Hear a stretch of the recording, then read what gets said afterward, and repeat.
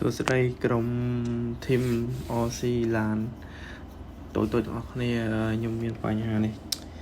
ឡានធំនេះមានបញ្ហាបញ្ជាឡើងទៅមុខ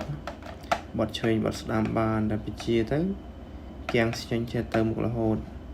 បន្ថយក្រោយរហូតជួនណាក៏បញ្ជាឡើងចេញឥឡូវមានបញ្ហាអត់មាននេះចង់ដូរគ្រឿងក្នុងវាកន្លែងនេះប៉ុន្តែ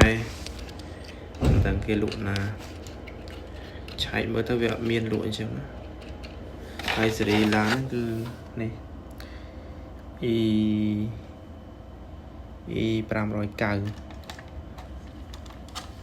ឡូវដឹងលក់ចង់ទិញអាដុំឈីបនេះ